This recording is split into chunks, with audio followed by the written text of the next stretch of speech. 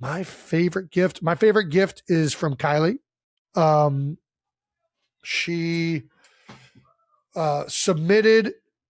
So I liked a tweet from Kevin Nealon the other day, who is now doing paintings. I don't know if you're aware of this, but on Twitter, he has painted a bunch of celebrities in a very creative way, and he was releasing them in like almost like a sweepstakes kind of style. Like you submit your name and email or whatever, and if your email gets picked, you get a chance to buy the prints. And Kylie won one of them. So I'm going to be getting an original Kevin Nealon print. The best gift that I got was from Taylor, but it gives away things that we're trying to keep in-house. So not going to say it. And I love you, Tay, but Austin got me a great gift as well. So the Swifts, good gift givers. They are great. They are great gift givers. Oh, Patrick Mahomes got the rest of the offense, some PlayStation 5s and a portable PlayStation like a suitcase that has a screen and an area you could put the PlayStation. It's like a portable like gaming suitcase. From Poga. Yeah, that's cool. I really hope my girls get into video games, because I have not ever. I mean, we moved into this house in 2018, and I've never hooked up a video game console. Like, I miss playing video games, and I just don't have the time to really do it. You know, it's a fun one for everyone. What's that? Mario Party. Mario Party would be nuts. They would lose their minds playing some Mario Party. That's what I'm saying.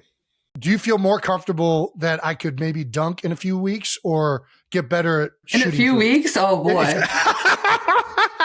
Is that what we're calling that? All you need is a few 30 weeks? days. 30 days. 30 days is what I'm going for. I told him he had to lose at least 20 pounds and get the technique down perfectly. I think you need to start with like a tennis ball. Then you get the tennis ball, you go to like a volleyball, then you go to a basketball. I mean, don't ask me. I obviously don't dunk. Are you dunking? Heck no.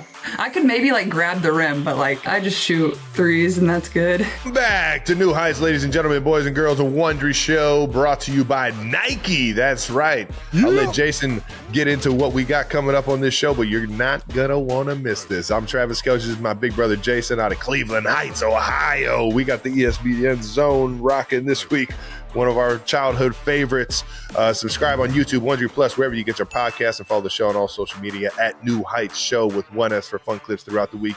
And now I hand it over to Jason to tell you exactly what we got in this week's episode. 90%, we got another amazing episode. First, we're going to catch up on what we've been doing since the last week. We recorded one. And also, we're going to look ahead to the final week of the NFL season. Also, we have somebody known to probably everybody in the country at this point. Kaitlyn Clark is here, making her second appearance on the podcast. Yep, we're going to talk about her new Nike ad, her signature shoe, and so much more. Why don't we get into some of that right now? How about a little bit of that new news? New news! Hey, yo. New news is brought to you by Nike. And this is why. Joining us today for a special edition of New News is the 6-foot guard from Iowa. She's the all-time leading scorer in NCAA history, the first overall pick in the 2024 WNBA draft. She's a two-time WNBA All-Star, 2024 WNBA Rookie of the Year, the 2024 Time Magazine Athlete of the Year, and she is the first and now last guest of New Heights in the 2025 season. 92%ers, please welcome back to the show, Kaitlyn Clark! I'm back. Let's go. She's back, I'm baby. honored you guys brought me back on. I must have not have been too bad the first time, I guess. You already know. It's always a pleasure. Always a pleasure. Permanent invite. Yes, please jump on whenever. Let's talk some Nike. We're honored to be a part of your Nike launch, being a part of the commercial that is. How's it feel? How's it feel to finally have it all out there? And I know it was a long time coming. Definitely a long time coming. Like, been in the works for quite some time, and obviously this is kind of launching like a whole year where my shoe eventually will come out.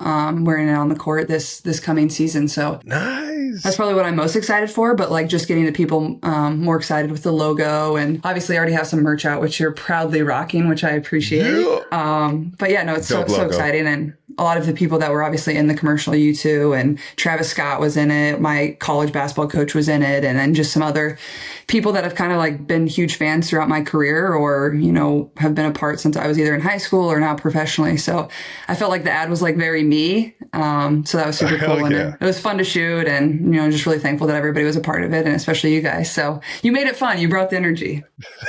Yeah. Jason wanted to do. Jason can't make a jump shot to save his life. He's actually like, you are out of your mind. Next time we need to get you guys on the real basketball court. That's what would have made it funny. You're like out there actually. You already know. All right. It's funny you mentioned this, because recently I got into a basketball court for the first time in like 20 years.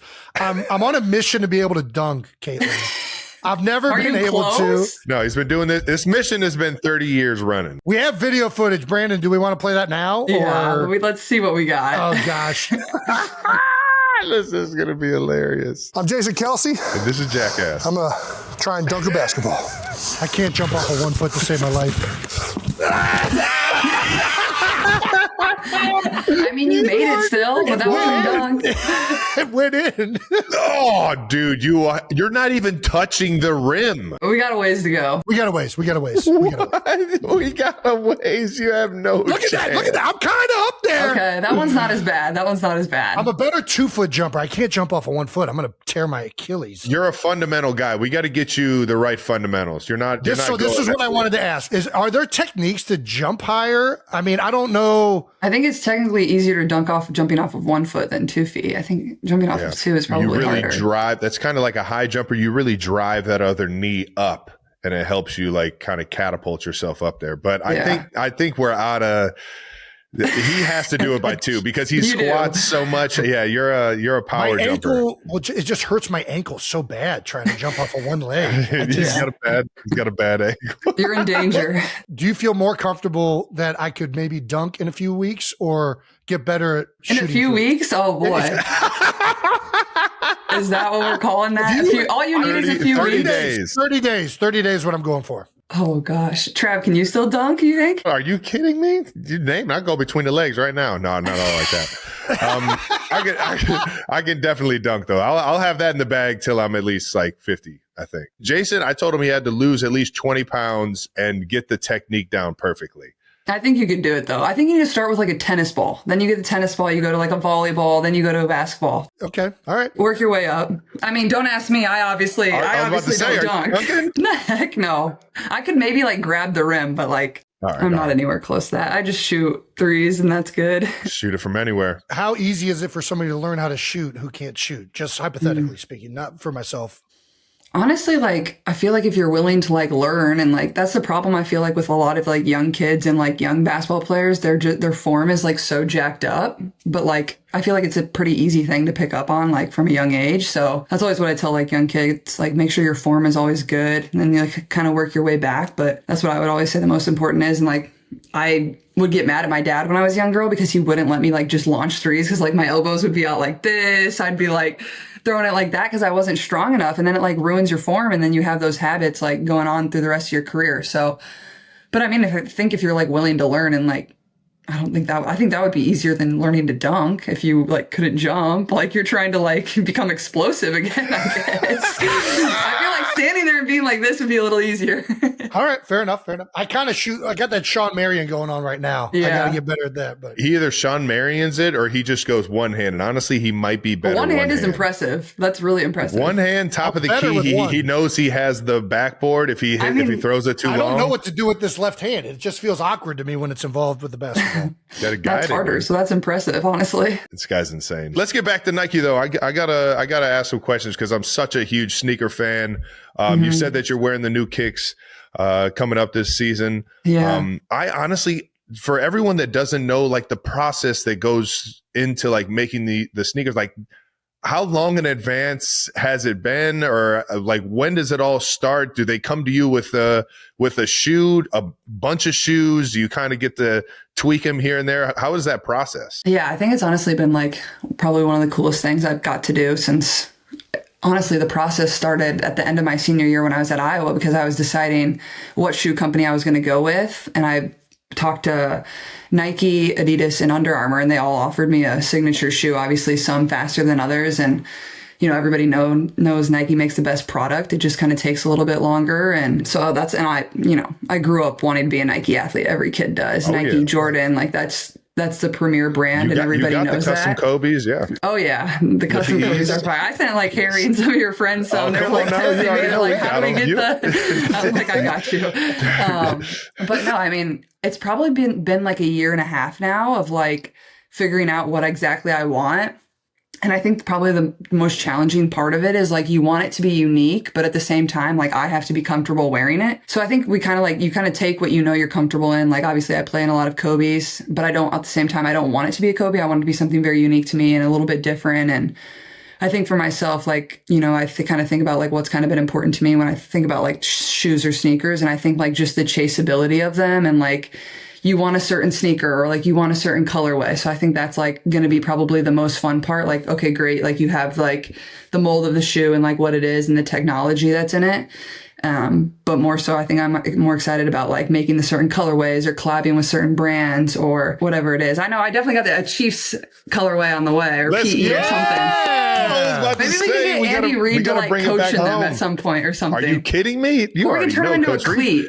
Or we get something like that. Oh, but listen, you're speaking to me now. I'm game. It's so cool because a lot of like you're doing exactly what like I've always dreamed of doing in terms because everybody that plays a sport or definitely is a hooper like dreams of having a signature shoe. Like it is the coolest shit ever. But I remember LeBron came out with his first signature shoe and it was like he had this Hummer in high school, the notorious Hummer, and he kind of like shaped or like made the shoes kind of resemble a Hummer's like look and model and everything like that. Like when it comes down to like it being true to you, I can't wait to see exactly what this thing looks like. And you already know I'll be the first one in line to get them. Yeah, no, it's gonna be cool. And it's crazy because LeBron's on shoe 23 now, which is like crazy to think about how long his signature line has lasted. I know, it's crazy. And I've gotten all 23 of them. You don't see like a lot of signature cleats in football, do you really? Like it's not really the same. Like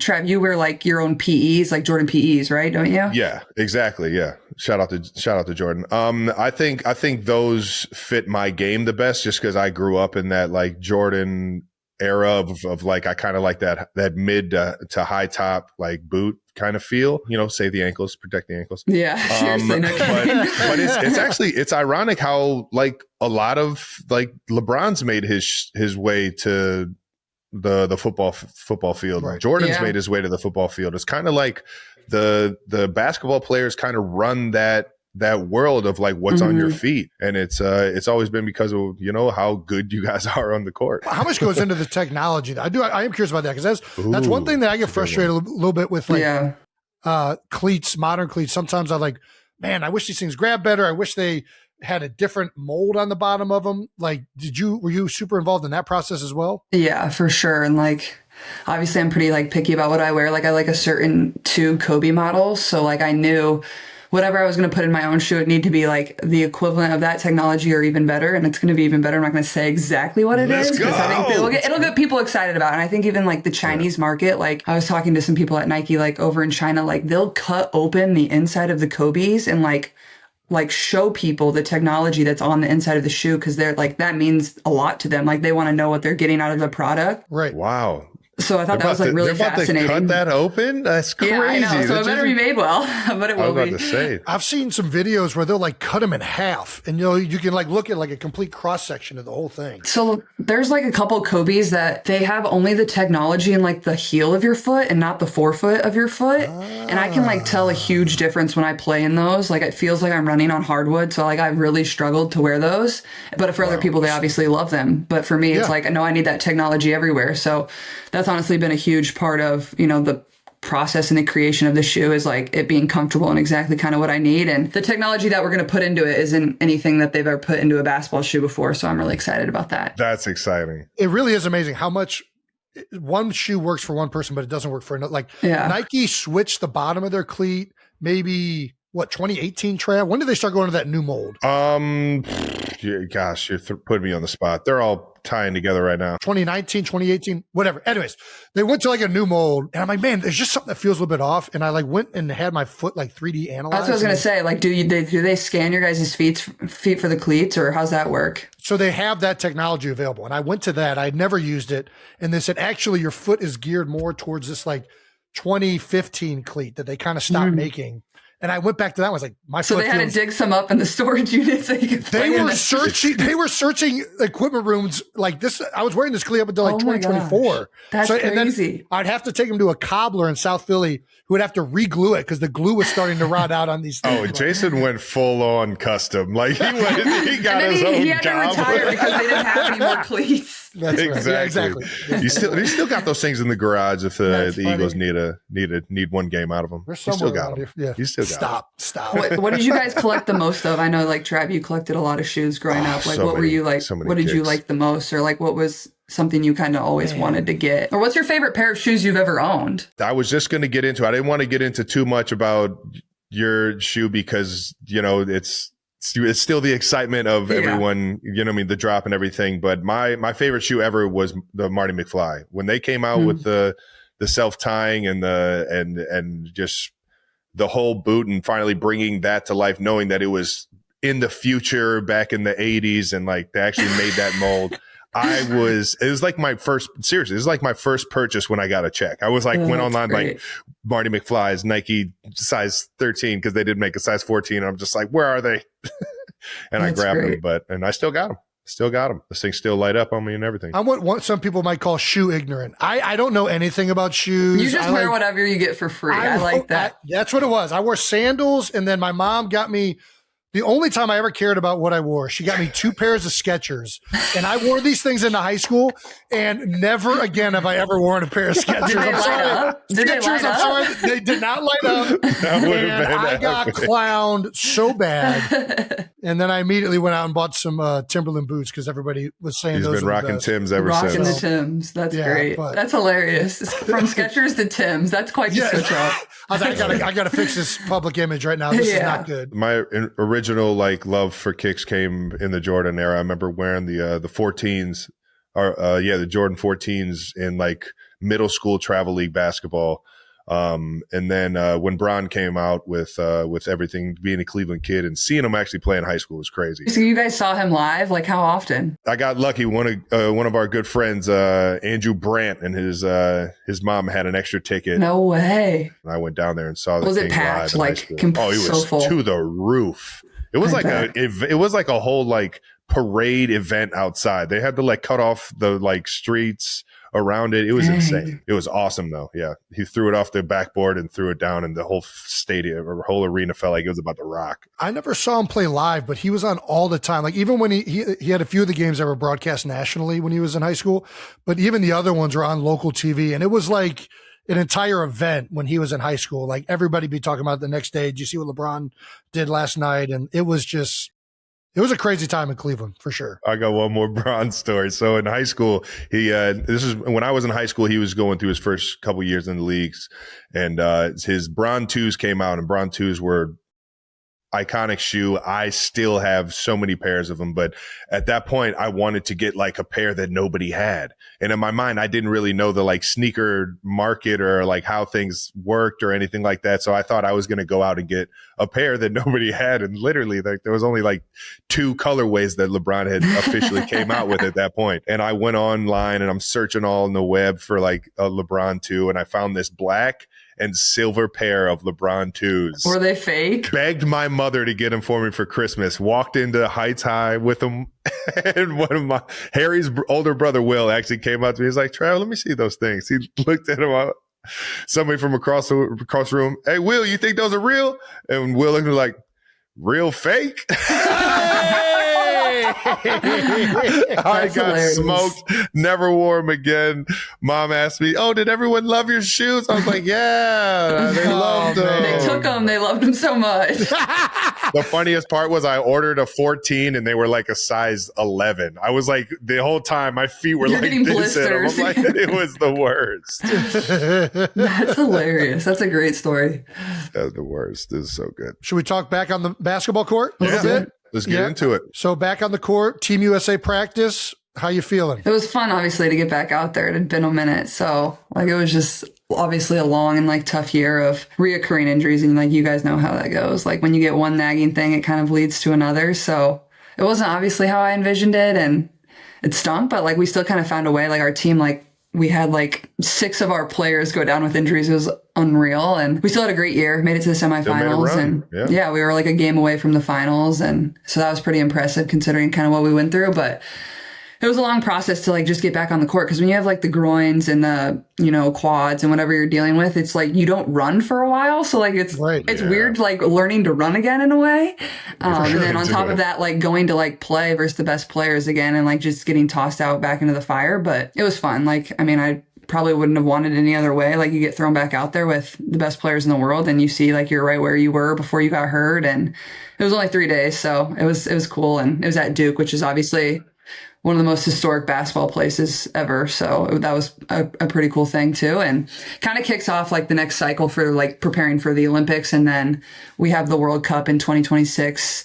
So at the end of September. So we'll actually, like, pause the WNBA season, very similar, like how we do when we have the Olympics right before the playoffs. And then we'll go play the World Cup, which technically the World Cup in the past has almost been harder for us to win because there's more teams that play in the World Cup than qualify for the Olympics. Yeah. So sometimes it's harder to win that. So hopefully I'm on the team for that. And obviously my goal is to be on the Olympic team in 2028. So it feels like it's far away, but it's probably actually way closer than it sounds. It'll be here as soon as you know it, I'm sure. Yeah. Yeah. Maybe Trav, well, you both you could play flag football in 2028. Hey, you already know. I can snap. If they need a snapper, I will gladly snap the ball and do nothing. Yeah.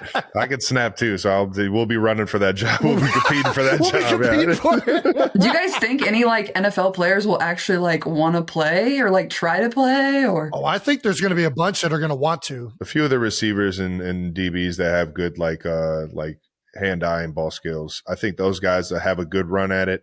I don't know if the quarterbacks will entertain it. It's a different game at quarterback. Yeah, that's what I was about to say. It does. There's definitely crossover, but it is a different sport. And I don't know. I think there's going to be a lot of guys that want to do it. And I think the NFL is going to embrace guys trying to play in it because it's only good for the league to see their players on a national scale like that. And we don't ever get that opportunity. But it is a different sport. I think it'll be similar to the 3-on-3. You know, sure. like how who was it? I think Jimmer was probably the biggest name in the 3-on-3. He just retired. Year. It was his last Olympics. Yeah. Shout out to Jimmer, man. Electric. His game is perfect for that. Like fast, like can shoot it, like just quick. Yeah. But yeah, like you said, like completely different. 3-on-3 basketball is obviously only played in the half court and there's no stopping. You literally play to, I think, a score or time, which is just way different than 5-on-5. We see you in this picture with Cameron Brink rocking number 17. I know. Where'd the 1-7 come? Was that just a jersey that you get? I was about to say for these practices, they kind of just hand you over. 17's not the best number ever. I wouldn't have picked that. But so the players that like have been on the national team prior get to continue wearing their jersey, like that practice number jersey or their jersey, obviously until like they're done playing on the Olympic team or whatever happens for the next Olympics. And then all us newcomers, there's a lot of young people at that camp. We just get assigned a random number. I guess I got 17. Nobody asked me, but it was fine. All right. So are you just stuck in 17 now in perpetuity though? Do you get to change it maybe in the future? So if I eventually make the team, it's weird. Like, cause international basketball that I think it's 4 through 15. Those are the only numbers. So you have a 4, 5, 6, 7, 8, 9, 10.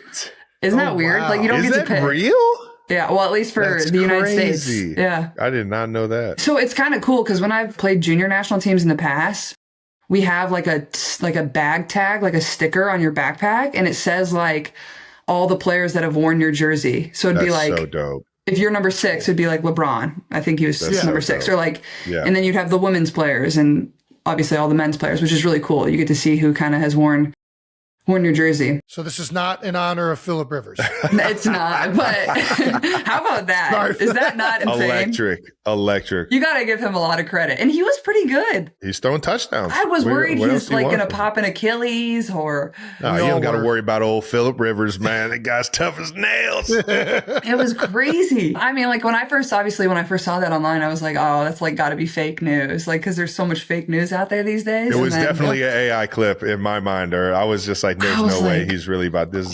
Somebody's being funny, and then it was. And they should have won the first game he played in at Seattle. They were winning when he walked off the field. Yeah, they made the kick, the long field goal. I turned the game off, actually, because I was watching the game. I was like, oh, that's great. Like, he won. Like, cool. What do you know? I, like, checked the box score on the ESPN app, and I'm like, oh, my God, that's a heartbreaker. That's so sad. Sammy Darnold had other plans. Yeah. Yes. He's had a great year, too. He's been really good. Happy as hell for that guy, man.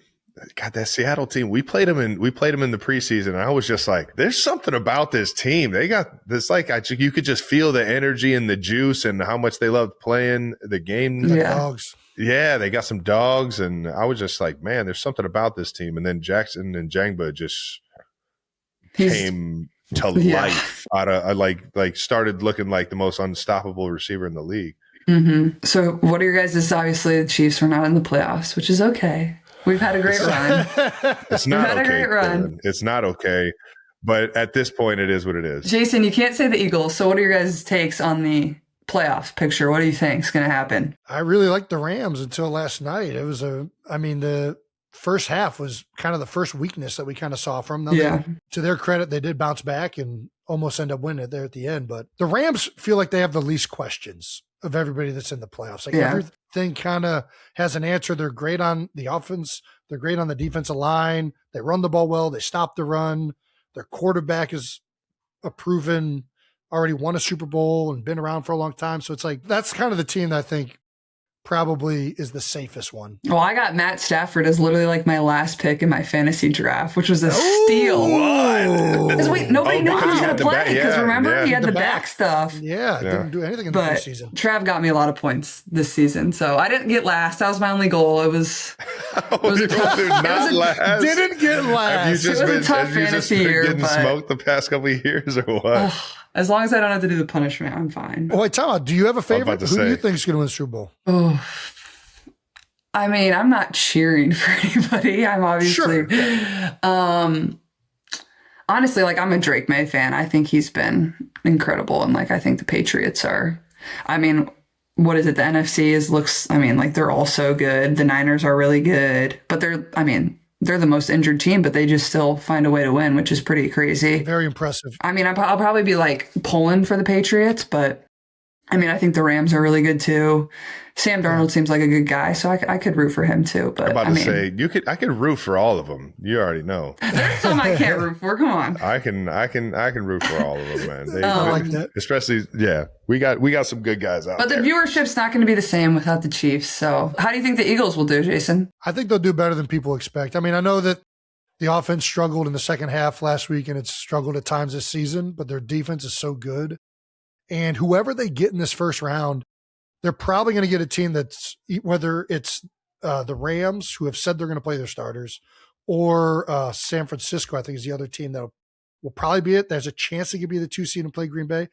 They're going to get a team traveling from the West Coast all the way to the East Coast, and the Eagles are probably going to rest. So I kind of feel good about round one. I feel like they're so talented that they have a chance to beat anybody, especially if they got so much firepower on offense. It's just waiting to explode, man. And they've won before, so they know how to do it. Proven. Speaking of quarterbacks, that like so much of it is like who can handle the moment really well, and he's proven that he can do it. He shows the poise. There's some guys that we're just kind of waiting to see. I'm too intrigued to let this go. You said something about your fantasy league's punishment. What is it this year?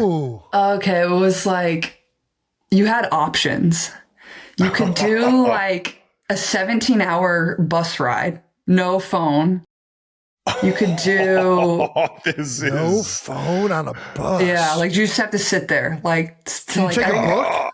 I don't know. I think you literally have to like just sit there. Like, can't do. But you had to take your phone because you had to live stream the whole thing on Instagram so everybody could watch to make sure you weren't doing anything. Awesome. Well, that's kind of you can get some entertainment out of the live stream itself. And then the other option was like stand-up comedy and the IHOP the IHOP pancake challenge where you have to like eat a certain amount of pancakes. Yeah. So you had to do both of those. And then there was like one where you could like pay out a bunch of money. And be like, I'm not doing any of it, but I'm paying a bunch of money and we can be done with it. But I think the person that lost is going to have to do the bus ride. So bus. Yeah. You got to make sure we know about that live stream. I'm Everybody tune in.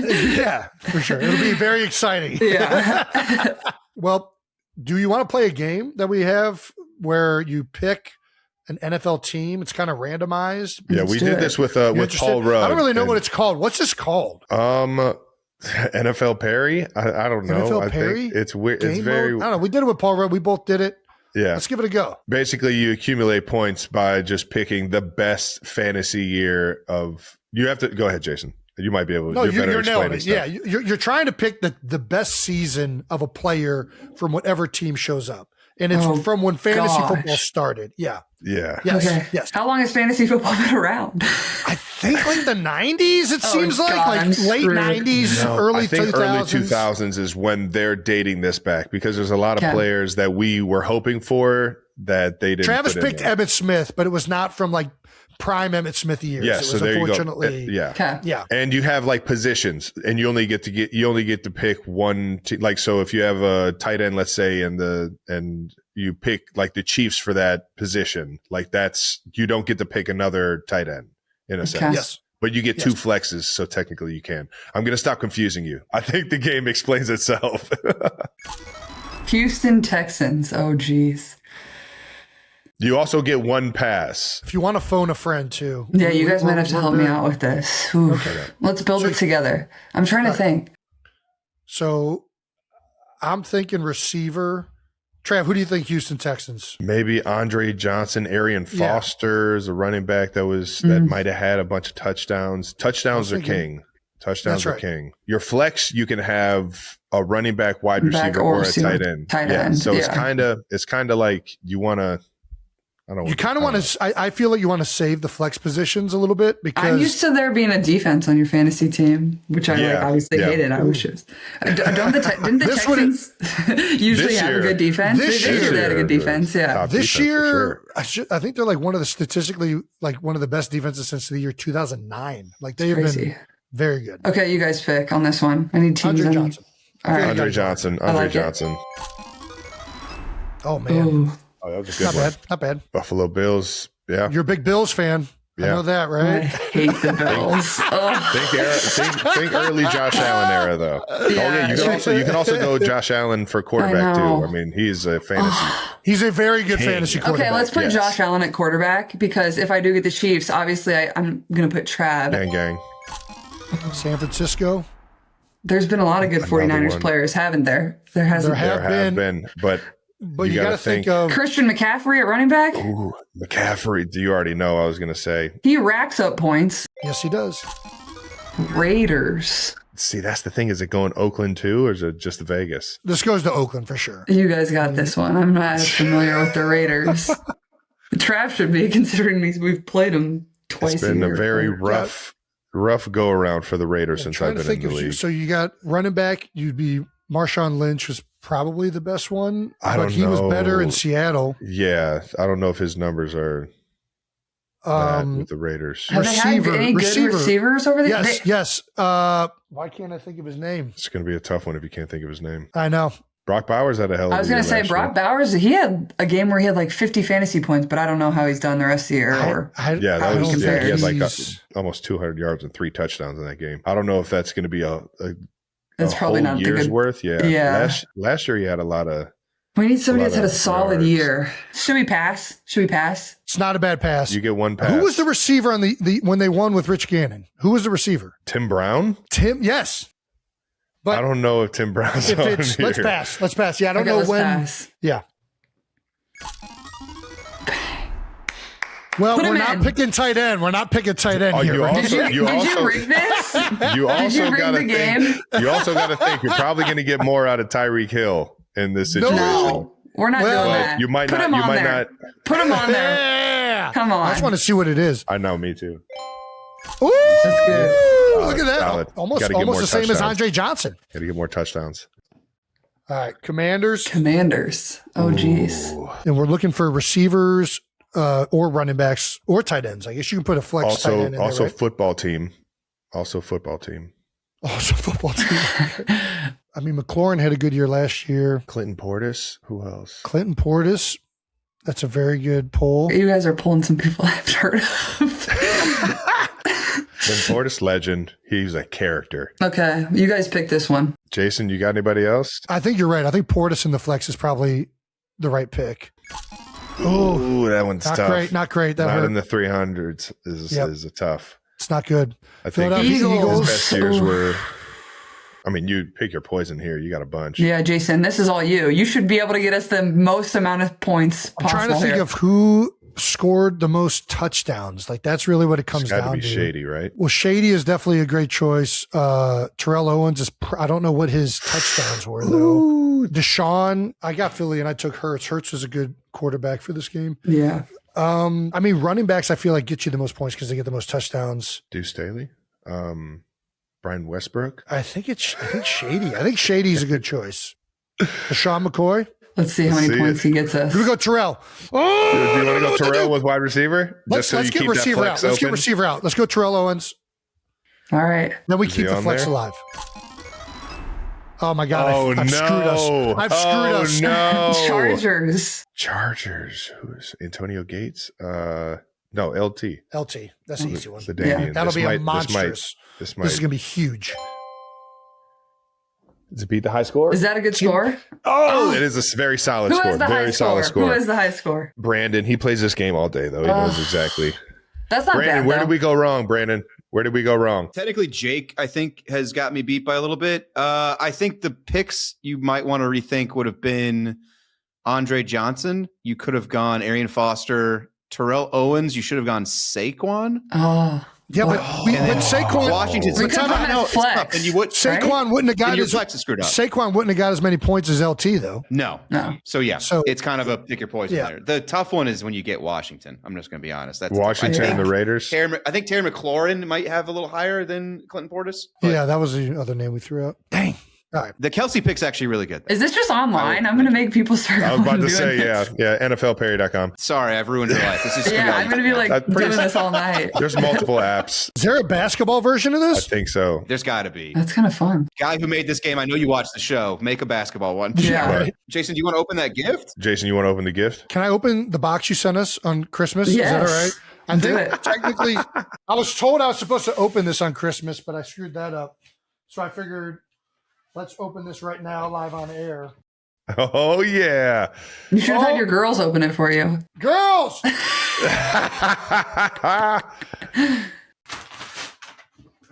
Are they getting into any sports yet or anything?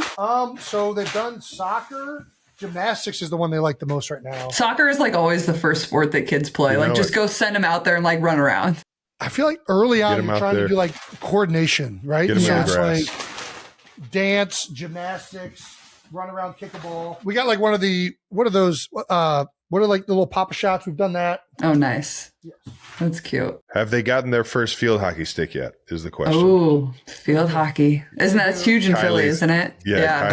Kylie is a huge. Kylie play. Iowa actually had a really good field hockey program. Really? Yeah, which is like shocking, but like, yeah, huge. Like we're always ranked like top 5 in the country. So Top five. I've been to a few field hockey games in my day. There you go. Nice Beach little bag. Let's go. Yeah, let's go. Love anywhere. All this guy does is go to the beach. Oh, There you go. Oh. I know. You, timeout. Friendship bracelet? Yes. Let's go.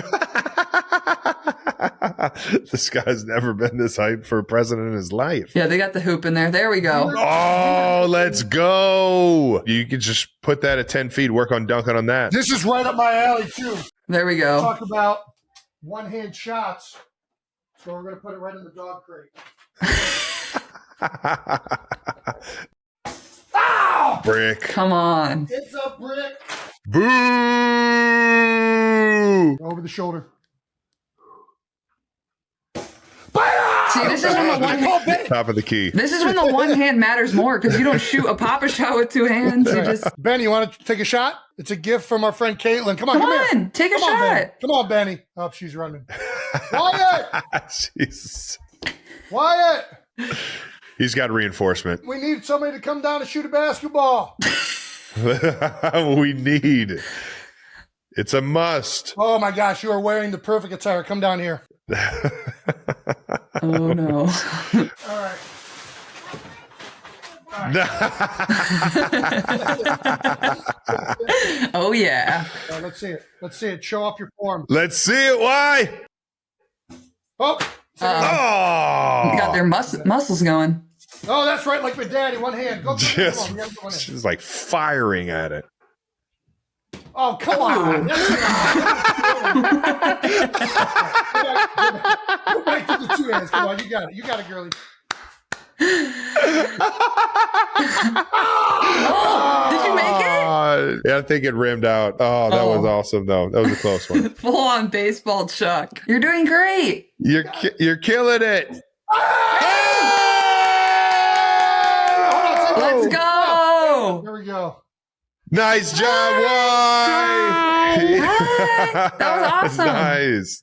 You're the best, Y. Adorable. She's got a future, Jason. So we'll just cut that up to where we only see that last shot, and that's and that's how the magic Well, works. this is what we're going to be doing the rest of the night. So Oh, that was cute. The full right dress. The rocket of an arm, though. She's got it. I can see it. She's got the talent. Yeah, no. Kylie can throw a ball. We were on the beach. She might have a better arm than I do. It is crazy. Those rotator cuffs. Yeah, exactly. Well, thank you very much, Kaitlyn. Did you have a good Christmas? I did. I was in Florida with my family, so we were just down there chilling, hanging out. So it was nice to get in some warm weather and taking a little time off after the USA basketball stuff I had, and now just pick back up and get ready for the season. I guess it's going to be here in a couple months. So, and you guys are welcome to a game anytime. Come on now. Oh, absolutely. You know we're there. Yeah. You know we're there. Absolutely. Rocking the CC1s on the hardwood. That's right. Go. That's Let's right. go. I got to get the CC1 so I can dunk. That's what's That's what you're missing. That's what you're missing. You need that new technology. It's just going to spring you up there, Jason. Perfect. Let's Exactly. Well, we appreciate you jumping on with us. Can't wait to see the CC1s, and everybody go check it out on Nike right now. Wishing you the best of luck. Thanks for having me. Dude, Kaitlyn is so awesome. She gets it. Best. And I can't wait for the CC1, baby. Let's go. Yeah, come on now. I'm going to need him. I got to be able to dunk. I don't know if I'm going to be able to do it without him. All right. That wraps up New News brought to you by Nike. Thank you to our presenting sponsor, Nike. In this episode, you got to hear our conversation with the legendary Kaitlyn Clark and our experience being in her Christmas campaign for Nike, From Anywhere. It was a great experience and a great message. Kaitlyn's beginnings may have been humble, but her dreams never were. She turned driveway buckets into record-breaking shots, filling fieldhouse bleachers, then selling out stadiums. That's right. Kaitlyn proves that dreams are never out of range. Man, she's such an inspiration to all the people out there. And I really resonate with her mentality about getting 1% better every single day. Shout out to Nike and shout out to Kaitlyn for being such good friends of the show and having us be a part of the From Anywhere campaign. All right, 92%ers, if you want to get in on the challenge and shoot from anywhere like us, visit at Nike Basketball on Instagram and get in on the action. Let's go, baby. Thank you to our partner, Xfinity. With Xfinity, you can get the most reliable Wi-Fi throughout the home at the same price for 5 whole years. Man, that's crazy. 5 whole years. It is crazy. And I mean, really, when you think about it, I mean, we do everything online these days. Your phone, like we're doing this podcast, it all freaking just comes down to the Wi-Fi. Yeah. So, I mean, it's pretty crazy. Yeah, it's nuts. So it's a Wi-Fi driven world, and Xfinity is the best at it. All right now. Xfinity Wi-Fi connects everything in the home and fixes problems before you even notice them. Security cameras, thermostats, everything working together like a well-oiled machine. And here's the kicker. With Xfinity, you get everything you need, included with no contracts, no commitments. That's data, equipment, and the most reliable Wi-Fi included for 5 whole years. How about it? Ready to experience the most intelligent Wi-Fi on Earth? Learn more at Xfinity.com. Xfinity. Imagine that. All right, everyone. We got some new news from NHL on TNT. And this one's pretty awesome. That's right. For the first time ever, the NHL is bringing the Winter Classic to South Florida. Ice in Florida doesn't sound like it's going to work, but outdoor hockey in Miami in January, we're going to have to tune in to see how they pulled this one off. Yeah, you got the 2-time defending champs, Florida Panthers, and friend of the show, Matthew Tkachuk, taking on the New York Rangers, one of the original 6 teams in the NHL. And the uniforms for this game are legit. Oh, yeah. That's right. The Panthers are dropping a new look that mixes those old school Florida hockey vibes with the nods to their history. Love it. Yeah, the Rangers are rolling out the special Centennial jersey inspired by the early days of the franchise. It's going to look different, feel a little different, and it's one you don't want to miss. Watch the Discover NHL Winter Classic January 2nd at 7 p.m. Eastern on TNT, True TV, and HBO Max. Hockey being played outdoors is just something special. Dude, if I could go, I'd be there. Check it out. All right, Trav, now that you've seen the video evidence of me jumping and attempting to dunk, what do you think of the chance? You're further away than I thought you were, dude. I'm not going to lie, man. But I will say this. You were jumping like you've never jumped before in your life. Not like you look like a baby deer jumping. Oh, dude, so we need to get, that's what I'm saying. You're very uncoordinated. We need to get you into like the good gather step into the power jump with two. Right now, you don't have the right mechanics. The athleticism is so bad. It just went so quick. You're naturally quick. When you found out the fundamentals for the cone drill, you set the record in the combine. So it's like, we just need you to you have the power. You're up there. We got the slow-mo replay to help us see that you're up there. We just got to get you to time it up right and get the fundamentals right. So we did do the Vertec. Here's what's crazy. You know the Vertec where you like stand and jump and touch the things? So from standing, like not moving and jumping, how high up are you getting? I'm over 10 foot. Just standing and jumping. Dude, that's fine. You need to get a basketball in the hoop. I'd probably say you need to get to like 10, 6. 10-6 makes sense, but I think you need to get a little higher. Here's what's crazy though. Just standing and jumping, I'm over 10 foot. Running and jumping and doing the same test, I only got like an inch and a half higher. Like I should be able to gain more height by running and jumping, right? You would think, but I think it's all dependent upon your body like type and your athleticism. Right now, you're just an athlete. You're a powerful athlete. But that's what I'm saying. If I get more efficient at it, I should be able to get that higher, right? I would say you're going to produce more momentum, which will then get you higher. Yes. But I think for a guy like you really only need 2 to 3 steps into a good, powerful base. I'll put together a tutorial and I'll get back to you and I'll help you with some of the gather steps into the power. There's an Instagram clip that talks about the penultimate step, which I think is what you're talking about, where they do this gather. That's why I wanted to ask Kaitlyn about I've heard about the penultimate step and just see what that would have been the best. She would have laughed in your face. Like, what? I'm going deep into this. Oh no, she's a pro. She might have known. I've been looking up Jordan drills. Did you ever do Jordan drills? You're barking up the wrong tree. Okay, you're going down the wrong road. You need to follow too much. You need to follow the fat boy roll. All right. You're not Jordan. You don't have an ounce of Jordan in you other than the heart, the courage, and the dog. Where do I get the CC1s at? That's a question for Kaitlyn. I don't know when they're coming out. Is there any way I can get a prototype size 14 in the next 30 days? Let's think about this. Who jumps higher, Michael Jordan or Caitlin Clark? You want the Caitlin Clarks or you want the Michael Jordans? Honestly, I want the Caitlin Clarks. Let's get into this week 17 of the NFL season. How's that sound, Trav? That's right. Bold Topics brought to you by Xfinity, the most reliable fiber-powered Wi-Fi. You played on Christmas Day. I did, and Christmas games are always as magical as they sound, man. It looked magical. Arrowhead was rocking. The stadium was packed. Broncos fans were there. Chiefs fans were there. Everyone was having a merry old time. Obviously, we didn't come out with the win, but man, it was a fun night. I'm proud of the gang that we had in red out there trying to figure it out and come away with the victory. Obviously, down a lot of big names, but led into the game by my guy, Chris Oladukin, man. We were playing some golf earlier this offseason. I was looking forward to seeing him sling it a little bit. That's right. Yeah, Chris he's an awesome guy. He's been on the team for a while now and finally getting his opportunity to get some NFL experience, man. And it's just fun. You know what it's like. And honestly, I haven't had this feeling of like seeing a young guy at quarterback, living out his dream, just excited to be in the moment. Like we would come off the field and you could just see, man, this guy was loving every single moment, even through the good or the bad. And it was awesome to get out there and rock with him, man. And I was just proud of the way he handled the situation, handled the moment. Obviously, no turnovers and just gave us a chance to win at the end. He did. What I wanted to ask you this because a lot of times, like when you're on to the third string quarterback, you're usually a guy that hasn't had a lot of reps with the ones. How many?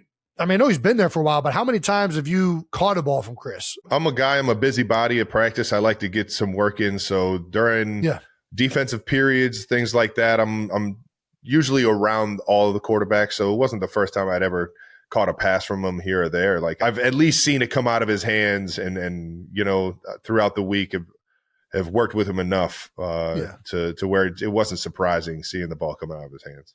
Nice. He throws a good ball, and on top of that, man, he's a gamer. He's going to go out there and he's going to have some fun. I call it the Chris O experience, baby.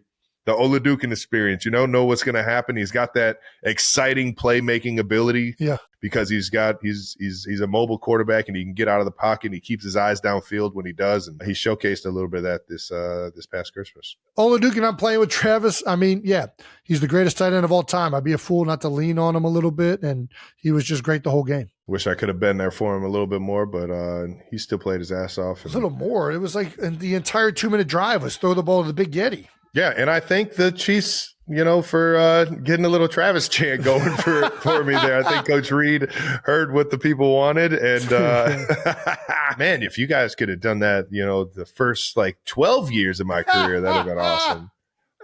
No, I'm kidding. Coach Reed's always dialing me up, and it's just whether or not the defense is the right defense for me to get the ball. But it was fun that Chris was, trying to find me, knowing it was a fun little 2-minute drive till we came up short. One more game left in this season, and you're headed to Vegas. What is how are we feeling heading into this one? It's Vegas, man. It's Raiders week, man. It's always no matter what the score is. Obviously, two teams where we know our season ends after this Sunday, and you're just playing for the love of the game and the honor of wearing the Chiefs helmet. In a fierce rivalry, man. And I know we've already beat them once. We gave them a goose egg, and they're going to be ready for this one. They're going to be excited for this one. And I know Pete Carroll is going to have those guys fired up and ready to rock and roll, knowing how motivating he is. And they're at home where they're comfortable. And I'm excited to go out to Vegas and finish this year off. Yeah. Well, you guys will be playing them without Max Crosby, who has unfortunately been placed on IR, with what appears to be a devastating injury. I don't know if you saw this Instagram video of him really going through it, but we can play that right now. It's a shame. He's just so hampered. You hate seeing it. Ooh, that boy's a baller. That boy's a baller. Oh, terrible defense. Yeah, we got to get in the stance. We got to get in a better stance than that. Oh, good effort, though. Good energy. Look at him. Yeah. Dude, I've seen a bunch of clips of Max balling, man. Max can play. I think what's more clear here is that Max probably is not hampered with much of an injury and that the Raiders are probably tanking. Michigan guy, man. He loves to play the game of basketball, man. That's fair. I shouldn't lead to such conclusions. It's unfortunate. Him and Brock Bowers both on IR. Brock, unbelievable player. I know he's got to get some stuff fixed, and I know Max has got to get some stuff fixed, but two fierce competitors, I guarantee you'll be back out there next year rocking and rolling. Trav, congrats on another Pro Bowl selection. Way to go, Big Yeti. What number is this for you? 10, maybe? You hit a decade? You've been in the Pro Bowl for a decade? Jesus, Travis. Well, you led fan voting for the second year in a row. I think that's what got me in. It does count for a large chunk. I used to think that too, but I think I've seen somebody win the fan vote and not get in before. I think I saw that one time. Anyways, Creed Humphrey, Chris Jones, and Trey Smith are also in. This is also your 11th Pro Bowl. So you've actually been in so many times, you've forgotten how many times you've been in. You've played in one Pro Bowl? I think I was at it too in Hawaii. No, I played in two. I played in one with you in Orlando. We played against each other in one. We did. Was that the following year? Yeah, it was the first year it was in Orlando. It was 2016. That's what year it was. Yep. And you were in Hawaii, 2014 or 15? It was 15. So the year of 14, season of 14, 15 in Hawaii, and then the season of 16 or 15 That's what it was. In Orlando in 16. Because I went when the Pro Bowl was in Arizona. Then I went back to Hawaii for a where year. You went. We both went out there together. I personally thought I got snubbed for that Arizona Pro Bowl, but it's whatever. That's the way it worked. I got snubbed. I got snubbed the year before. But there were a few guys that got snubbed last year that I got snuck in there. It happens every year. The year that we played against each other in Orlando, I had one of the worst years of my career. When they said you're an alternate for the Pro Bowl, and then they said, hey, the other two guys are out, you're in the Pro Bowl, I was like, this is fucking crazy. Yeah. I do not deserve to be here at all. I'll be there. I won the Pro Bowl MVP, got the car with a whopping 33 yards and 1 touchdown and 2 first downs. Wow. Had a fake field goal that got me 3 yards on a first down. Got a deep cross thrown to me by Andy Dalton, the Red Rocket. Let's fucking go, Andy. And that was it. Congratulations on making the Pro Bowl, Trev. You want to move on to some other NFL news? Yeah, let's move on to Eagles-Bills. What a showstopper. It actually was an entertaining game. There was a lot of shit going on. Crazy second half. Jalen Hurts, Josh Allen. Gotta see primetime football. Fucking love it. And it was only Eagles 13, Bills 12. And it came down to the last last minute drive with Josh Allen and a 2-point conversion. I mean, it's a great win. They beat the Eagles beat the Bills, who are a lot of people saying the number one favorite out of the AFC. A lot of people think that it's Josh Allen's year. So for the Eagles to go into Buffalo and win this game just shows, how good the Eagles are. Do you know how tough it is to beat the best team in the AFC? Some people are saying. Some people are saying. Do you know how hard it is to beat that team while you don't get a single pass completion in the second half? Do you know how hard that is? That's how good the Eagles are. That's how good we are, Philadelphia. They went over in the second half. It's actually the second time we've won a game this year without completing a pass in the second half, which is remarkable. What? That's how good we are, bro. Bro, this offense is too fucking good, dude. That is insane. It is. It's kind of crazy. I was watching the game. I didn't even notice that. It's just like 3 and out. And then before you know it, you've had I think they only had 17 plays in the entire second half. So, yeah, not good. Not good. And most of it, listen, I thought Jalen actually played pretty good. So that stat kind of you would think would be quarterback driven. And they were rainy game. We're running the football. Had the lead. But the run game, I mean, it was bad. And especially in the second half, and not just these 2 to 3 yard runs, but negative runs where you're in 2nd and 12, you're in 2nd and 13. And it was a very frustrating game to watch offensively, to say the least. And Buffalo's got some guys with some motors on that D line, man. They can be disruptive, man. Tall guys, long arms. The Eagles have been trending better in running the ball, right? They did well against the Raiders. They did well against the Commanders. This was their chance to do it against a team that is going to be in the playoffs. And it was a little frustrating seeing the performance, to be honest with you. And credit to the Bills. I thought they did some things. They kept putting the safety down, and then they blitzed from the other side, and it messed them up a number of times. They were slanting the front, and that was throwing them off. It's just, these are things that you would hope they'd be able to handle at this time of the year. And it was a frustrating game to see them have opportunities to have plays, right? You're running outside zone away from a nickel pressure. That is a chance to be a gash if you block it upright. But because they're not on the same page, because the safety's showing he's down over here, the tight end tackler going to the safety, the backside knows the nickel pressure's coming. They're boxing. Nobody's blocking the middle linebacker. Yeah. I'm like, what are we doing, guys? Yeah. And it's communication like that. Guys are being let run free. Did we zone this off? Why is nobody blocking the 3 technique? It was not a great performance collectively up front, to be honest with you. And it's frustrating as a former offensive lineman, a guy in that room and knows how good all those players are, where it's dude, we got to be better than this, boys. Listen, good teams find a way to win those games when they're not at their best. And that's what Philly did, man. Well, the positive is we held Josh Allen, the best rushing attack. We weren't great against Chicago, right? Chicago ran all over us. We go out there against James Cook and Buffalo's had a great ground game all season. Oh, yeah. And we perform really well. Yeah. Have a great goal line stand, 4th down, keep Josh Allen out of the end zone. Great tackle by Zach Bond. blocked field goal. Like the defense played out of their mind. And that's the positive coming out of this thing. I'll tell you what, going into that last drive, though, man, it just looked like prime Josh Allen, man. Guys showed some resilience, showed some fight, showed some heart, knowing that he's got the foot issue right now. And or it looked like he got rolled up pretty good in there and just fighting through everything. And I know he's kicking himself. You could see him kicking himself after that 2-point conversion. But I've been there and you already know he's going to learn from it and keep it moving. What do you think of the 2-point conversion call? We were talking about this on Monday Night Countdown. What do you think of McDermott's choice? Dude, what, you got fucking Josh Allen? Are you kidding me? Every time. Man. Not even think about it. The Eagles had like 2 first downs the second half. You don't feel comfortable going into overtime? I feel so comfortable with a guy like Josh Allen and the ball in his hands and 2 yards to get. They had already had a goal line stand in the exact same 2 yards. That's why I might be the worst head coach of all time. It's just, I'm putting We're going for it. Are you kidding me? What is that? What are we? I could end it here?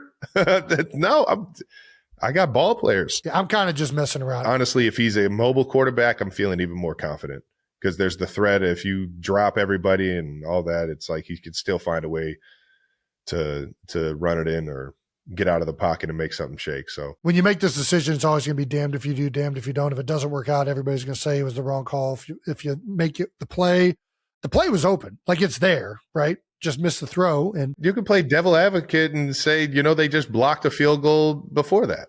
They just blocked the extra point or whatever before that. The one thing that I thought was interesting that we kind of got to on the desk last night was, I think it's actually probably a better call that they went for it too, because like at some point, like this, everybody's saying this is Josh's year to try and go win this thing, right? Mahomes is out of it. Burrow's out of it. Anytime Josh Allen's playing the game of football, it's his year. That guy, he's got that ability. As with anything, the more reps you get in certain scenarios, usually the better and more comfortable you are operating them in the future. So now, like, obviously this one didn't work out for Josh. Gets pressured on his right. He's moving to his left, tries to make the throw, and it's a little bit off target in terrible conditions. This same scenario might come up in a gotta have it moment in the playoffs. And now this entire team has had a rep of this, and maybe they feel even more comfortable now repping it again when it matters most. So that was another reason I thought, you know what, maybe I'm kind of more on board than I thought with McDermott deciding to go for it. So in the end, I kind of agree with you. Eagles got the Commanders at home for the last game of the season, and I'm sure the link will be rocking for that one. Could move up to the 2nd seed with a win and the Bears losing. Which could happen. They're going to be playing Detroit. The Eagles will probably be resting starters. Like, I don't think that we're going to see a lot of significant players playing in this one. I feel like we had a game like this, and the coach came in and he was like, we were heavy in the first half to where we had a comfortable lead, or and then we let all the other games kind of play out and see where they were at half, and so who knows? We did the same thing in 2023 when I was my last year, and we decided to go out against New York because we wanted to get some momentum going offensively because we weren't playing great. And we ended up getting A.J. Brown hurt to where he couldn't play in the playoff game. Jalen got his finger banged up. Like, it was catastrophic. So I am fully on board with do not risk getting anybody you don't want and are not going to be happy about missing for that playoff game.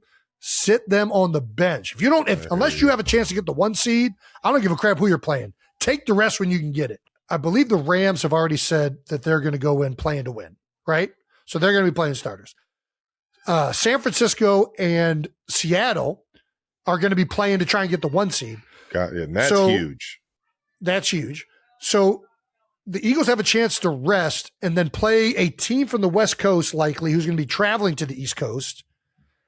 And you're going to play them on a week where they just played previously and you've gotten a week of rest. A week of rest, yeah. I think that's a big advantage, and I would take that if I was the Eagles. The reality of it is that you can't just rest everyone.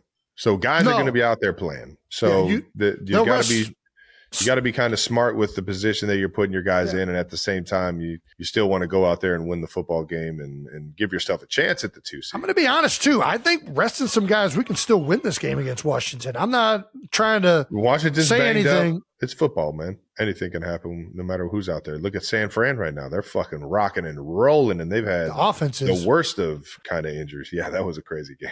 weird. That was my biggest surprise of the year is that San Fran is competing for the NFC title. They've lost for best Fred Warner, Nick Bosa. Their starting quarterback has been out for 8 games. Brock Purdy's missed. They've missed George Kittle for a lot of the season. Trent Williams went down last week in the first play of the game. So, like, the fact that these dudes are still, like, 12 wins competing for the NFC title, like, is nuts. Kyle Shanahan. And you got to give John Lynch some credit, too, built in a deep roster, able to overcome it, right? Yeah. Like, if they don't have Mac Jones, maybe they aren't sitting where they're at, right? But they go and get him in the offseason. He plays well when Brock goes down. I mean, this is probably the most impressive season I've seen from the 49ers, just with all of these things factored in, right? Like, it's crazy.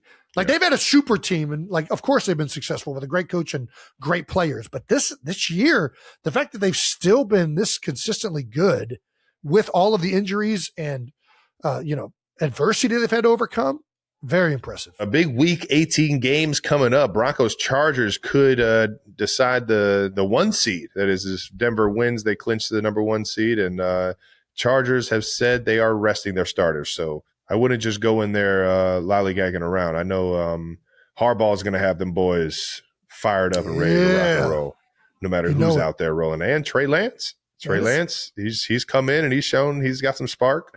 Sunday Night Football, Steelers, Ravens. Winner wins the AFC North. Loser eliminated from the playoffs. That is going to be a fun game to watch. Old school AFC North win to get in. Are you kidding me? Doggone it. Shit gets me fired up, man. Reminds me of the Roethlisberger and fucking Ray Lewis days, man. I'm going to watch the game just because I always get excited to watch the Steelers and Ravens play. And I grew up in the AFC North. Come on now, baby. You already know. But, like, let's be honest. Are either of these two teams going to be competing for it at the end of the day this year? Like, it's kind of like the NFC South where, I don't know. The Steelers were looking pretty good before DK got suspended, though. They were having a good finish to the season. Darnell Washington's out too, man. That dude, 300-pound tight end running the seams. He's a beast. And Ravens not sure if Lamar Jackson is playing or not. If Derrick Henry and you got Patrick Ricard leading the way and they're running like they did last week, I mean, that was an impressive performance by those guys. Yeah, but Lamar Jackson's Lamar Jackson. If he's playing, it's a completely different game. Saturday, Bucks-Panthers. If the Panthers win, they're in. Well, they've done everything they can to not get in. They've lost twice to the Saints, right? Like, it's the fact that this division is still up for grabs is bonkers. The Bucks, who I love, I mean, the Bucks are my favorite team coming into the season, and they have fallen off a cliff. They've had injuries all season. They haven't played great down the stretch here. Baker is one of my favorite quarterbacks in the league. It has not been a great second half of the season for the Bucks. Panthers have had every opportunity the last few weeks to clinch this thing, not even playing like top opponents in a lot of this stuff, and they just refuse to clinch it. It's nuts. It is crazy. So, yeah, we're going to see Bucks and Panthers duke it out to see who comes up on the NFC South. I will always root for the Bucks. I love Todd Bowles. I love Baker Mayfield. Well, the Bucks are going to need the Saints to beat the Falcons on Sunday and a win against the Panthers themselves. Yeah. And I'll tell you what, they got guys to where if the Bucks get in and they get rolling, that's a team you can't take lightly. They've just been banged up, and it's kind of hurt them all season long, and they haven't been themselves. Offensive line, they've had a bunch of injuries. They've lost, I think, every one of their skill position players has been down at some point between Evans, Godwin, Igbuka, Irving, like all of them at some point have gotten hurt. So it's been a rough year for those guys. Yeah. And you can see the frustration in some of the press conferences from Todd Bowles, and, hopefully they can get in there because I love those guys. And either way, looking forward to this one. And we got a hell of a showdown on Saturday night, baby. The flex game is Niners Seahawks. The winner of the NFC West actually wins the number 1 seed in the NFC. So the winner of the Niners Seahawks game is gets to play all their games at home. The Seahawks defense is absurd. There's really 3 defenses have been the best in the NFL in my mind this year. And it's the Seahawks, Houston, and I'm going to go with the Eagles. I think those three teams have been like, their defense has won them so many games. You can throw Denver up there too. Yeah, that's fair. That's fair. The Niners offense is rolling. I could see this going either way. I really could. I do kind of lean Seahawks just because of how great their defense is. I don't think the Niners are going to come by points as easily as they have the last few weeks. And I think Darnold will be able to put up a good showing against this Niners defense that's been banged up. Seahawks got 2 Cleveland guys, one Cincinnati Bearcat and Kobe Bryant. You kidding me, man? AJ Barner, tight end. Let's go. I'm just kidding. What about Juszczyk? Kyle Juszczyk's a Cleveland guy, Medina guy. Yeah. Harvard guy. George Kittle, tight end.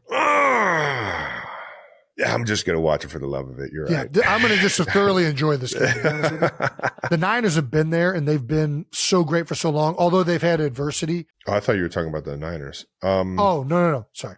Well, I was just saying the Niners have been there before. We're excited about that. Probably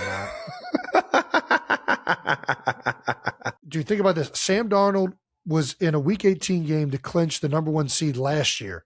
And that game, followed by the playoff game, is essentially why he wasn't brought back in Minnesota, right? That's crazy. And now all of a sudden he's in the exact same scenario, Week 18, and With he's done the team. exact same thing to another team in Seattle. Pay that man. Well, I kind of wanted to work out for him.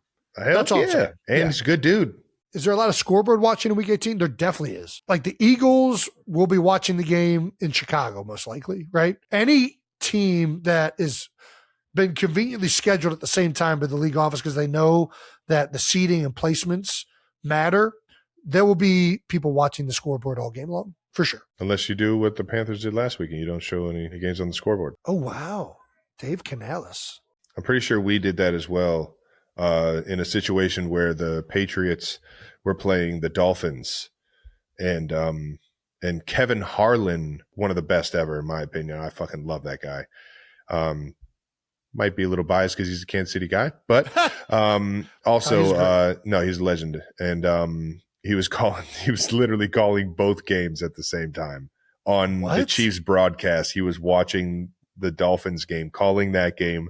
A play would happen in the Kansas City game. He'd call that. Dude, it was awesome. He's just a beast. Yeah. And then you just randomly heard everyone in the stands start going nuts because the Ryan Fitzmagic and the Miami Dolphins found a way to beat Brady and the Patriots, and we got the 1 seed. I never felt like watching the scoreboard took me out of the current game. Like I was just like, all right, what's the score? Ooh, if we go really hard for this next quarter and win this game, we're in. I think the reason is because you should be thinking that regardless. I guess I'm just not against scoreboard watching. What's wrong with scoreboard watching? Shout out to Fitzmagic, baby. I got to see him during the Christmas game last week. That was awesome. Which quarterback had the best O-line Christmas gifts? Caleb Williams gifted his offensive lineman Bottega Veneta and Don Julio. Bottega Veneta. What's Bottega Veneta?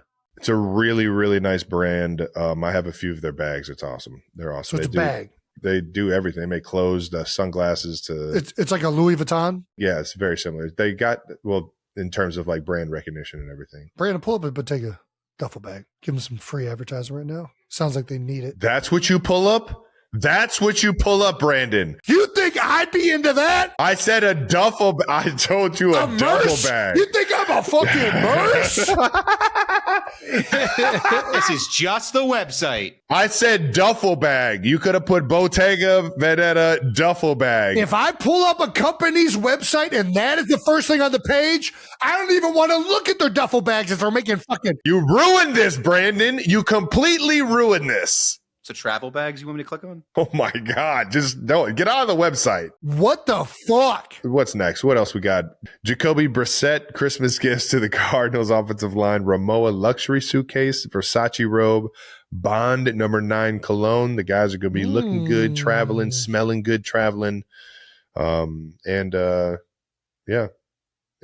the nice Versace robe. I went Versace robe one year for a lot of the guys on the team. I think it was tight ends and quarterbacks and running backs, maybe. Okay. They got a lot of good versions, man, and luxury robes, man. Can't go wrong, dude. Josh Allen got his lineman 1/4 of a cow. And it's a great gift for an O lineman. It's a great gift, dude. As long as you got a deep freezer. I was about to say, as long as you got a fridge full enough for a quarter of a cow. Yeah. That's hilarious. Dude, It's a great we're gift. eating beef. That's good I'm stuff in on right the there. beef. All in on the beef. Mahomes gave out Hubolt watches, full swing kit. Oh, nice. Or at least Beats headphones, Oakley Meta glasses. Nice. Renoa luggage. Renoa was really going all in with the quarterbacks. All right.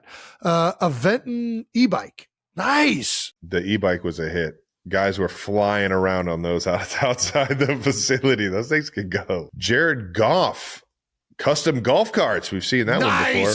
Seen that one before. Can always appreciate a nice custom golf cart. Aaron Rodgers, Can-Am off-road side-by-sides. Now that's a freaking Can-Am. What's got a some Can-Am go. off-road side-by-side? It's like it's a quad.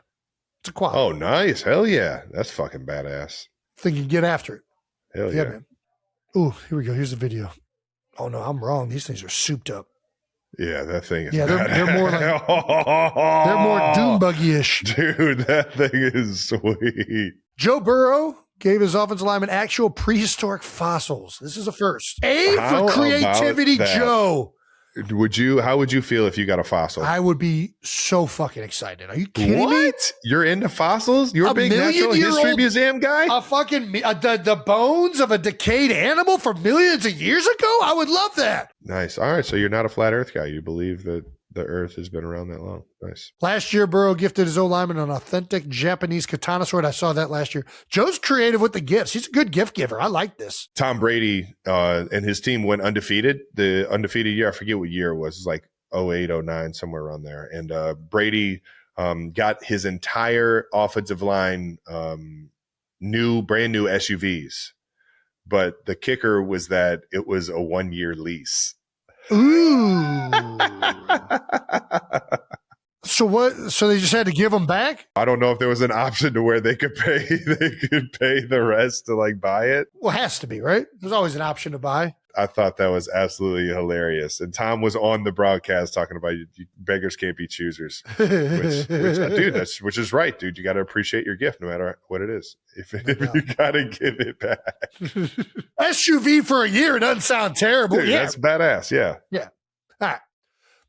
Bold Topics was brought to you by Xfinity, the most reliable fiber-powered Wi-Fi. All right. Trav, what do you think? Where should we go from here? Let's wrap up some football with our Stamps of the Week, man. Stamp of the Week is brought to you by the NHL on TNT. That's right, ladies and gentlemen. The NHL, one of our favorite sports, is in full swing. So don't miss the NHL Winter Classic, which is always one of the biggest hockey games that the NHL has, and it's outside, typically at a football stadium or a baseball stadium. Nice. I think football stadium's the only place I remember it. But either way, the Rangers are taking on the Panthers down there in Miami on January 2nd. So it'll be a little New Year's fun as always, and on TNT. But let's get to our stamps. I want to look at this video. There's a nominee in here for a grandmother, and I'm always in on that. Can we play that video? Let's see what this sweet old lady has to say. Judging by the description, it might not be so sweet. Oh my God, Kelsey.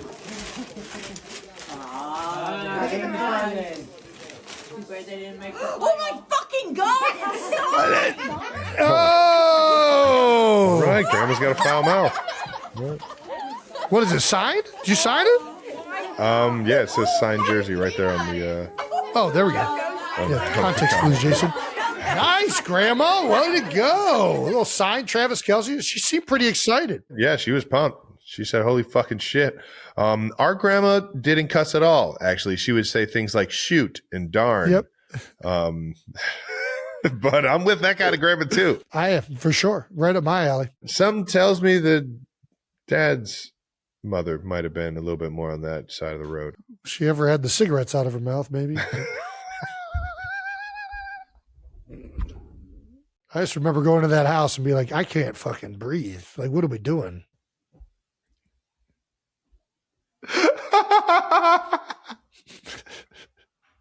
Walking into that one called for. Yes, of course I remember. I'd walk into that fucking house down in Florida. I'd be, what the fuck? I can't. A fucking ashtray. go Like, back Grandma, you don't outside? even need to fucking spark another one. It's in here. Yeah. The smoke is in here. It's not left. I spent more time on her fucking porch down there than I did inside the house. Dude, it's nuts. Shout out to Grandma Kelsey, though. She was awesome. Sweet woman. Sweet woman. It was Grandma Fur, really. I think her name was Thelma Furr, if I'm not mistaken. That tells you a lot about that side of the family. Yeah, name alone. Thelma Furr. All right. Well, she probably hails from Appalachia some capacity. It's a hillbilly name if I've ever heard of a hillbilly name. That was the West Virginia side. Thelma Furr. Oh, she's drinking some moonshine. She's whipping that shit up. That's why Dad wanted to go down there. He's trying to get some homemade moonshine. No doubt. No doubt. All right. Who else have we got? Orlando Brown Jr., friend of the show. I once seen Cody Ford outrun a wild pit bull with a 24-pack of beer in his arms. They were glass bottles. Athlete. Oh, dude, did you see this play? Dude, you have to watch this. They put him all the way out to the field on the 3x and fucking threw him a hitch. You got It's amazing. Oh, you got to go with that one. I'm going Cody Ford. I was going to go Vic Fangio, but after seeing a offensive lineman catch a hitch on the outside of 345, I don't know how I don't go with that one. All right, who do you got, Trev? I'll go with Trey McBride, who broke Zach Ertz's record for the most receptions by a tight end in one season, 116. Yeah. Big Ertzy had that for a long time. And a guy who was in the room with Zach Ertz for a few years, Trey McBride, took some notes from the old ball player while he was there in Arizona. And congrats, Trey, man. That's a hell of an honor, hell of an accomplishment, man. One of the best tight ends. Recently just got paid as the best tight end, which I'm proud as hell of him, and couldn't be a better guy, and one hell of a fucking football player. So Trey gets my stamp of the week, baby. All right, that does it for Stamp of the Week. Again, Stamp of the Week is brought to you by NHL on TNT. Again, don't miss the NHL Winter Classic between the Rangers and Panthers, January 2nd on TNT. Let's get into some no-dumb questions. All right, what do we want to hit? We got some no-dumb questions. Would you rather be forced and tortured catching Kelsey on a loop for the rest of your life, or get Brazilian waxed like Jason? I'd rather get Brazilian waxed. Yeah, just rip it off. Are you kidding me? Yeah, easy decision.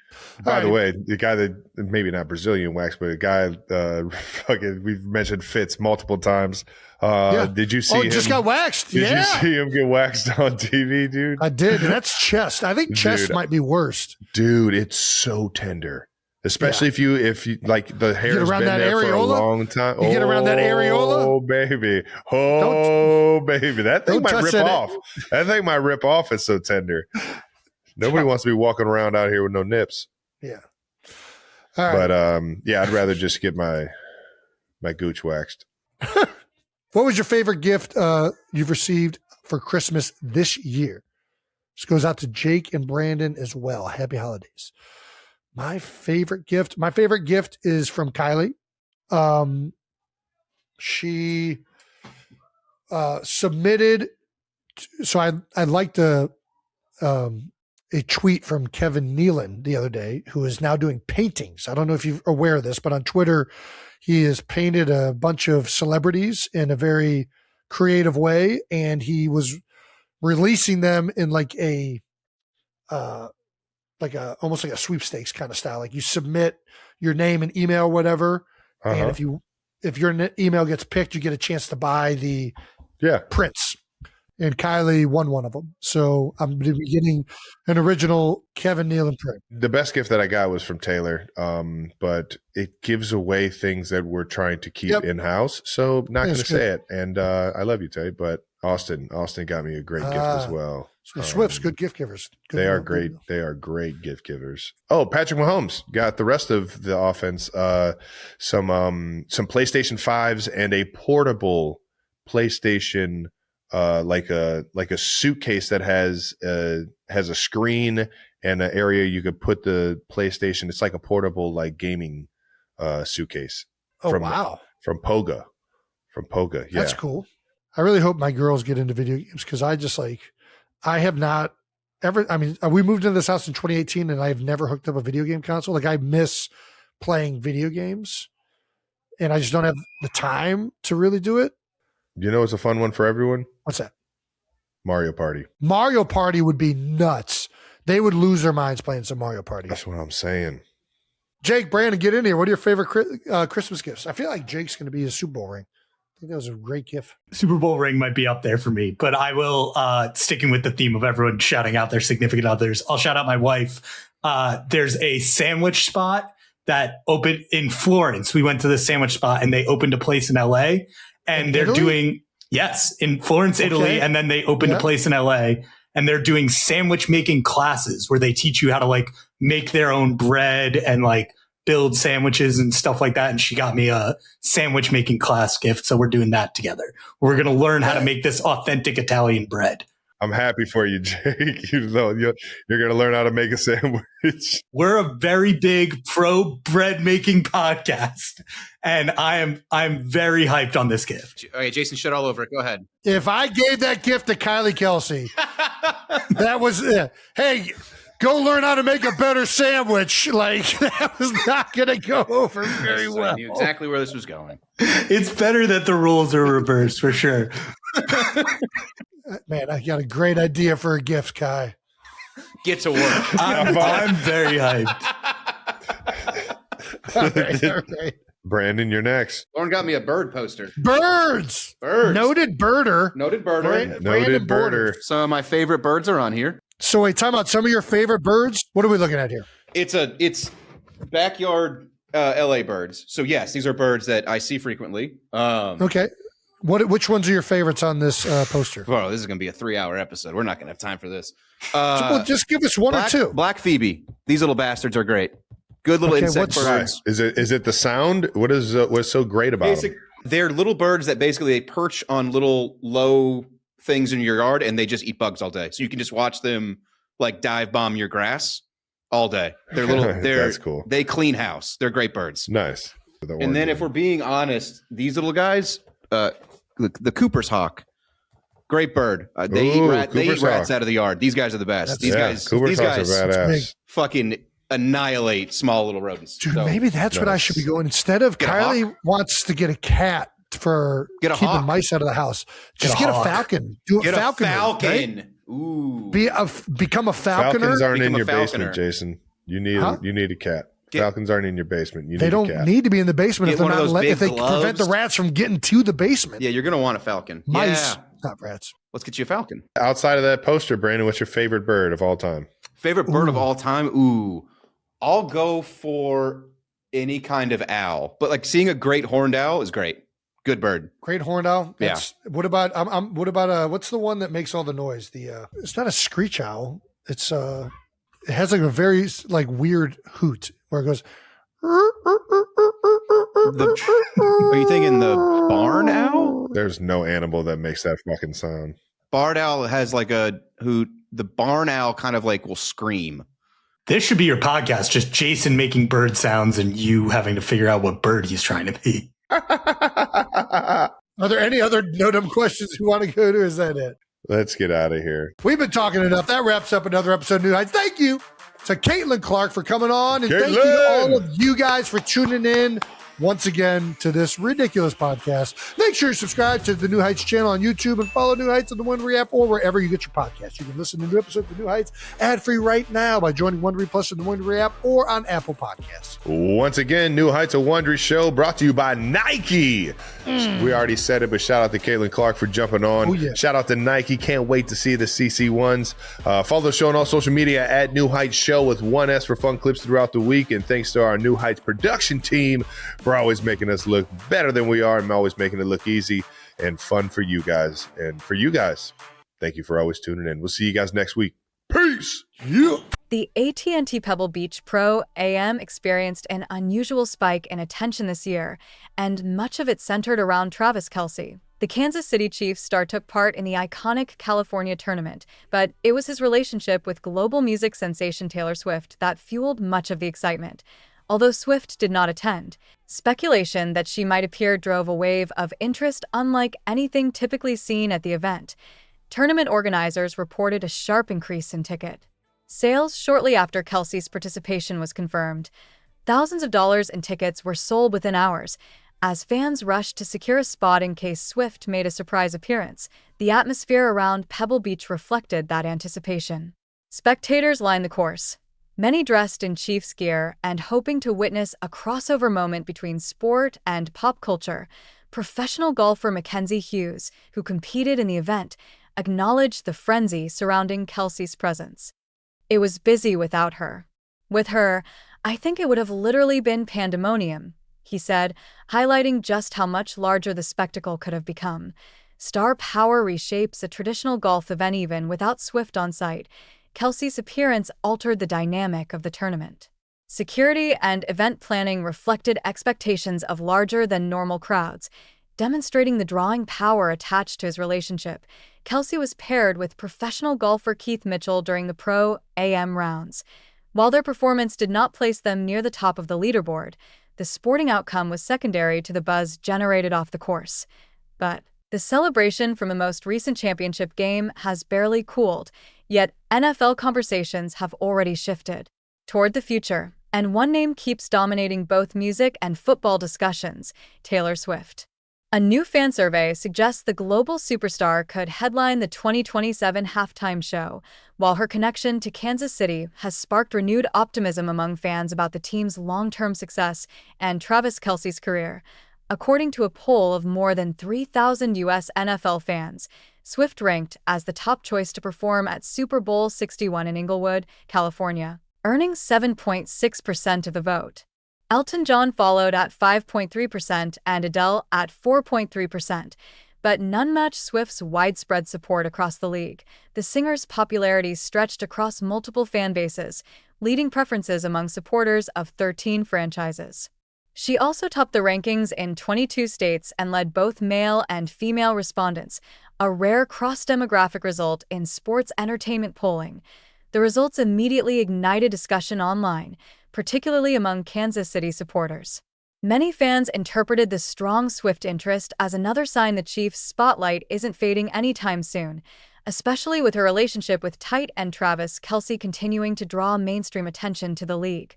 Odds for early favorites for 2027 Super Bowl halftime show: Taylor Swift, plus 490. While the poll focused on music, fans connected the cultural momentum to football narratives.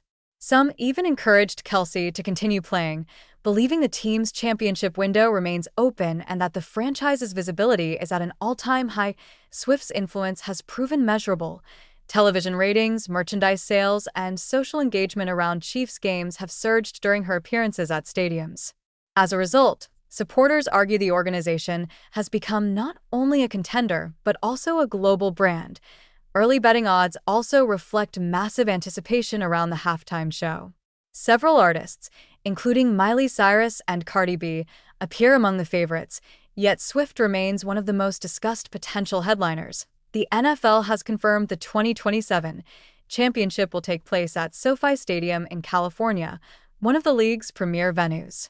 With 2 full seasons still to play, the entertainment speculation shows how early hype cycles now shape the modern Super Bowl. Demographic breakdowns from the survey revealed interesting trends. Younger fans leaned toward hip-hop performers, while older audiences favored established pop icons. Yet Swift ranked highly across nearly every age group, including leading among fans aged 45 and older with 11% support. The widespread appeal strengthens the belief that she represents a safe yet massive choice for the league's biggest stage, blending pop culture reach with sports relevance. For Kansas City supporters, however, the discussion extends beyond music. The connection between Swift and Kelce keeps the team constantly in headlines, reinforcing hopes that the franchise's championship era may continue. With the next Super Bowl years away, no official performer has been announced. But if early sentiment holds, the NFL could be heading toward one of the most watched halftime shows ever, and fans are already dreaming it coincides with another Chiefs title run. While Travis gave a sly nod to his would, in a Valentine's Day card posted to Instagram on the romantic date, Swift announced her engagement to Kelce last August in a viral Instagram post she captioned, "Your English teacher and your gym teacher are getting married." Less than 2 months later, she released her latest album, The Life of a Showgirl, which included a cheeky song called What About Kelce's Manhood. "Forgive me, it sounds cocky. He amatized me and opened my eyes," she sings. "Redwood tree. It ain't hard to see. His love was the key that opened my thighs." Now Kelce, 36, has made a cheeky reference to the number on the Instagram account for his podcast New Heights, which he hosts with his brother Jason Kelce. The post was a Valentine's card template with a photo of a grinning Kelce, a drawing of a redwood tree, and the message, "Would you be my Valentine?" A couple of months ago, fans saw Kelce take a more serious and romantic tone in a previous romantic note he wrote for Swift, which is to say, a love letter he sent for her to read backstage during one of the final shows of her Eras tour. In the note, the 36-year-old NFL tight and looked back on the time he first became mesmerized with her while seeing her perform live. They famously became an item after Kelce saw one of Swift's Eras tour concerts in the summer of 2023 in Kansas City, where he tried and failed to land a backstage meeting with her in order to give her a bracelet with his phone number on it. Kelce told a story to his brother Jason Kelce on their podcast New Heights, and after the anecdote went viral, it emerged. Swift had indeed started dating him. Now, on her new docuseries The End of an Era, Swift is shown in December 2024 reading Kelce's letter before going on for one of her Eras tour shows. So many unbelievable memories on this tour, but my favorite one is seeing you in concert for the first time and being mesmerized and swept off my feet by a woman who doesn't even know me. Swift read aloud to her mother Andrea. Selfishly, I say thank you for creating this legendary tour and to Robert Allen for making you stop through Kansas City, Missouri. That night too in KC was the beginning of me meeting the love of my life. The note continued. Swift read the remainder of the letter silently, but did exclaim, "Ah, my God," and then joke. So much for no emotions on the last 3 shows. After Kelce first went to Swift's concert in Kansas City in 2023, he said on New Heights that he was disappointed that she doesn't talk before or after her shows because she has to save her voice for the 44 songs that she sings. So I was a little butthurt I didn't get to hand her one of the bracelets I've made for her.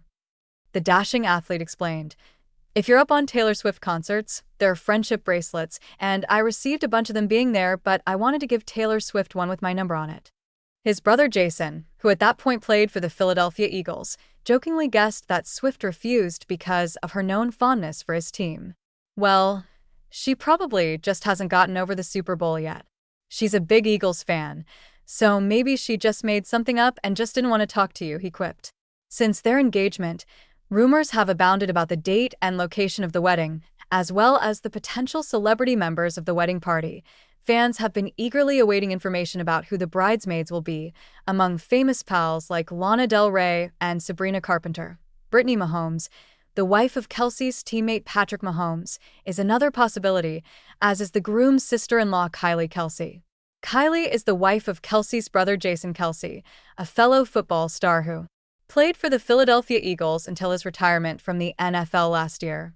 Meanwhile, her rumored wedding venue staunchly denied claims that she paid to swipe the location from another engaged couple on the date she wanted. Speculation abounded that Swift, whose lucky number is 13, was hoping to marry Travis Kelce on June 13, 2026 at the ritzy Ocean House Hotel, a seafront property 5 minutes walk from her own Rhode Island mansion. Her birthday is on December 13th, and she has previously expressed a keen interest in numerology, saying, "I love math stuff. I love dates." Swift has long felt 13 is her lucky number because of its repeated presence in her success, such as the fact that her first #1 song began with a 13-second intro, or that her first album achieved gold status after 13 weeks. Sources claimed Ocean House was already booked next June 13th by another couple, so Swift successfully offered them lavish financial compensation to make them give up that date and allow her and Kelce to take it, according to Page 6.